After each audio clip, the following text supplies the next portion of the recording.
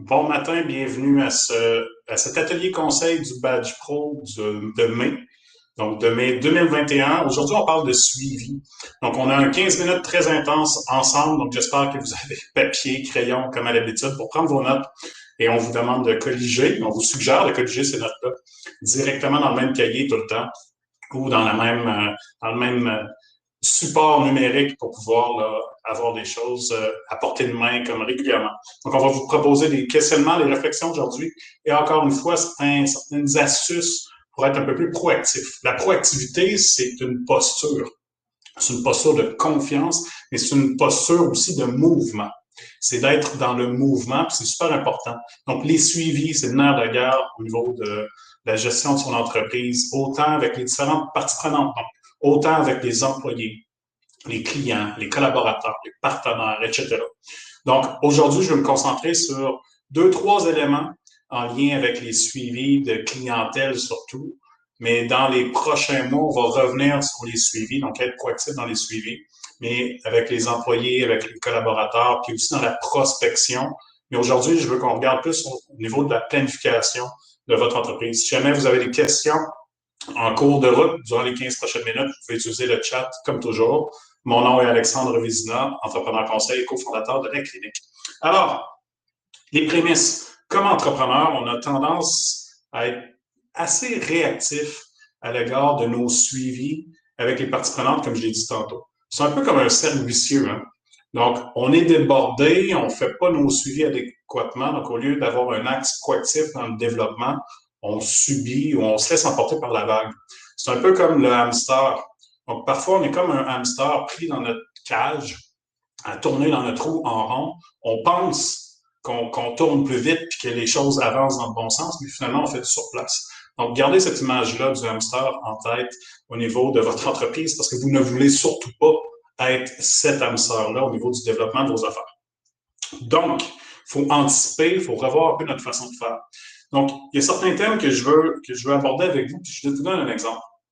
À l'époque, j'étais impliqué dans une entreprise de communication et à tous les ans, il y avait les mêmes périodes qui revenaient. Donc, c'est un cycle à tous les ans. Vous avez un cycle dans votre entreprise ou dans votre domaine d'activité. Donc, il y a des périodes un peu plus fortes, fort achalandage. Des fois, il y a des produits, des services qui sortent un peu plus à certaines périodes de l'année.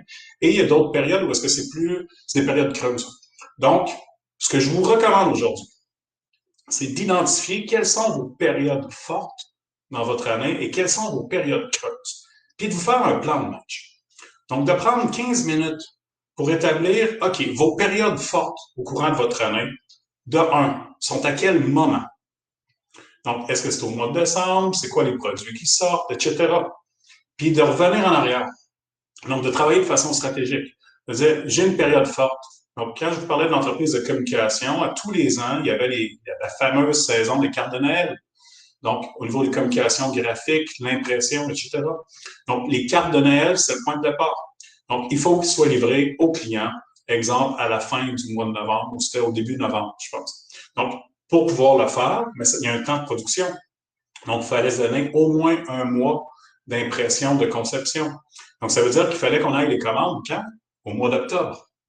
Début octobre, fin septembre. Donc, ça veut dire quoi? Ça veut dire dans les suivis qu'on avait à faire comme entrepreneur, mais il fallait prévoir ça à partir du mois d'août, début septembre, pour planifier ces éléments-là avec les clients. Donc, si on attendait, si on était réactif, puis on attendait de recevoir des demandes des clients, mais qu'est-ce qui arrive? Vous le savez, on est tout à la dernière minute, on arrive, bang, le fait est accompli, ou on fait, ça vient squeezer notre horaire, ça vient squeezer notre agenda. Donc, planification, on le sait, ça revient à tous les ans. Donc, vous avez aucune raison de ne pas être prêt et ne pas avoir anticipé un peu les choses. Donc, quand vous avez une période forte, identifiez quel est le produit ou quels sont les produits qui sortent le plus, puis travaillez par en arrière.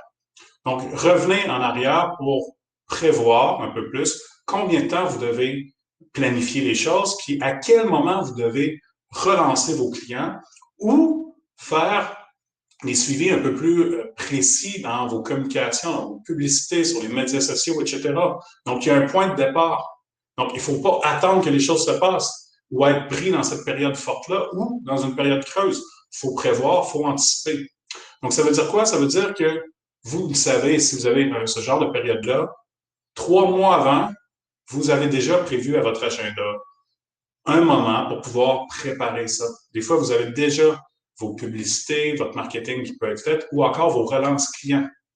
Donc, ça, c'est un des éléments.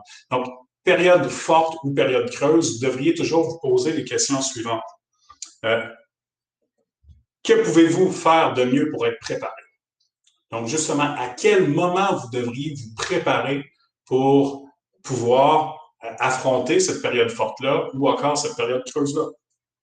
Ensuite, quand quels sont vos besoins? Quels sont vos besoins en ressources? Donc, lorsqu'on parle des besoins en ressources, on parle de quoi? On parle de ressources humaines. Donc, qu'est-ce que vous avez besoin comme ressources humaines, comme capital humain, donc comme employé, comme gestion de temps aussi pour y parvenir. Ensuite, financier.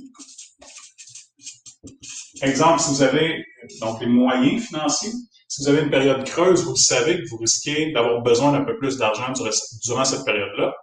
Donc, il faut le prévoir d'avance. Il faut le gagner durant nos périodes fortes, puis se prémunir d'un fonds de réserve. Et finalement, au niveau des éléments en matériel, donc les ressources matérielles. Lorsqu'on pense aux ressources matérielles, on pense à tout ce qui touche, oui, l'équipement, mais l'approvisionnement.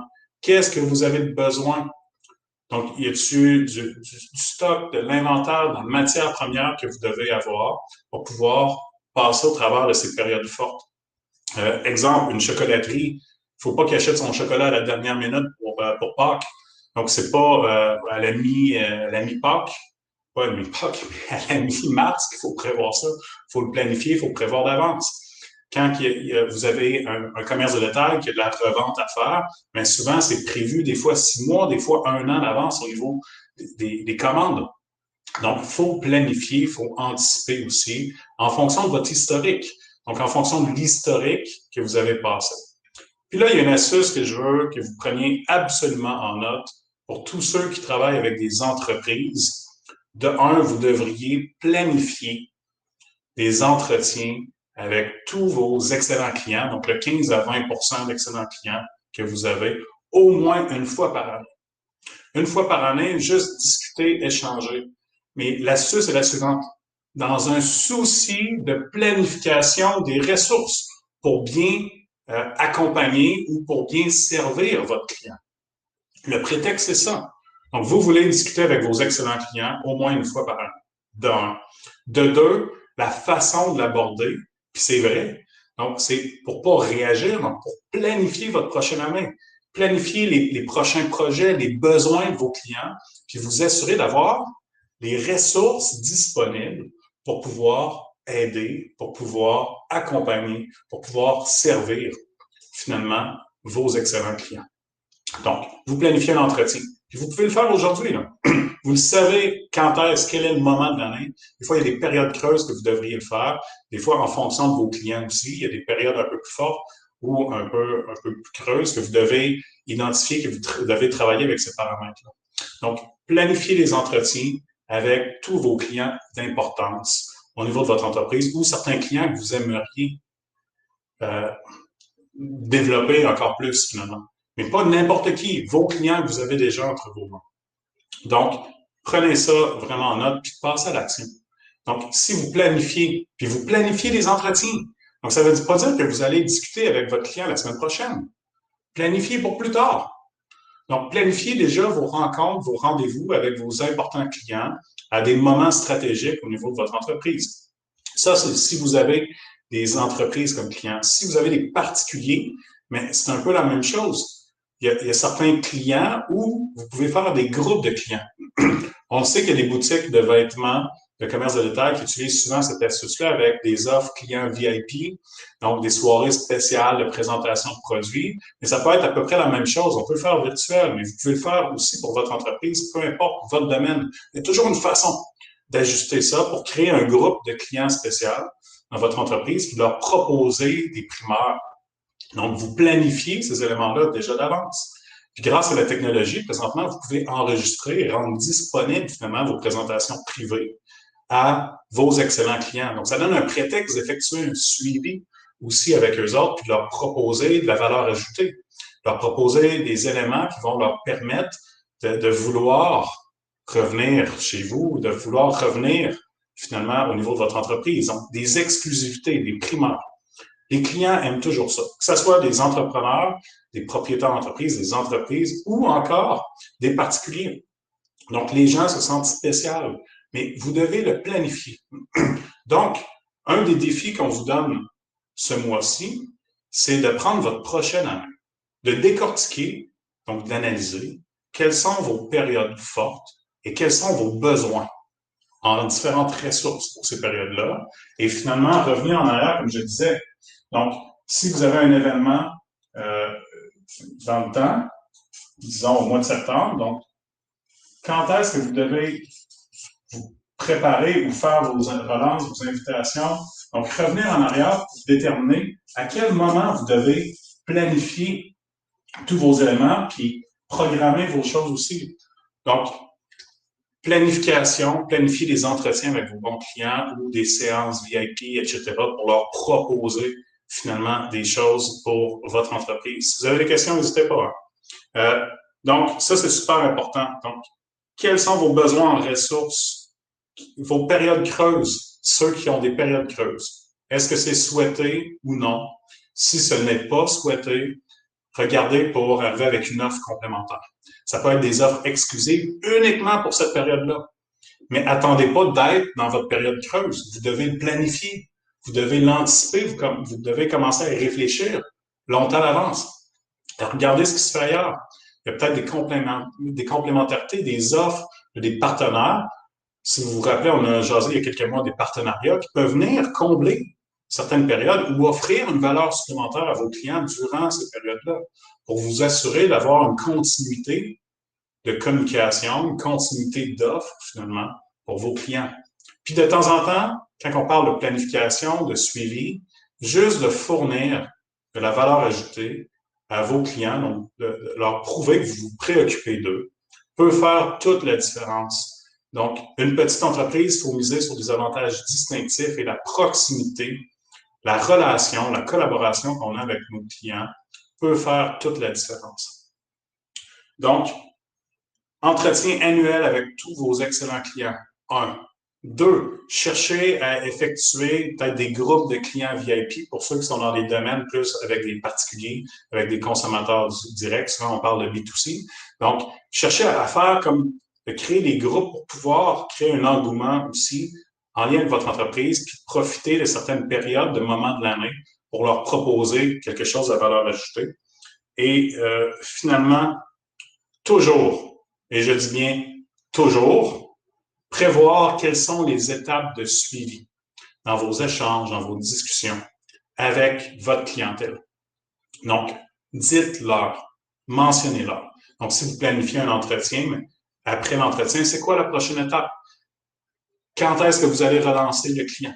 Si vous offrez des offres VIP, faites-leur anticiper quelle sera la prochaine étape ou le prochain suivi que vous allez faire avec ce groupe de clients-là pour leur proposer quelque chose d'autre. Vous n'êtes pas obligé de leur dire ce que vous allez leur proposer, mais juste de continuer d'avoir un lien, donc d'anticiper ce lien de communication, d'anticiper ce lien d'entretien de la relation est vraiment super important au niveau de votre clientèle. Donc, c'était l'astuce de ce mois-ci au niveau de l'entretien de votre clientèle. Si jamais vous avez des questions ou quoi que ce soit, vous pouvez nous les envoyer par courriel. Ça va nous faire plaisir de préciser certains éléments. Et sinon, j'espère que vous avez apprécié, encore une fois, ce badge pro, que ça vous donne des idées, puis cherchez à passer à l'action dans le prochain mois, au moins sur une chose pour vous permettre d'être proactif. Donc, sur ce, je vous souhaite une bonne fin de journée.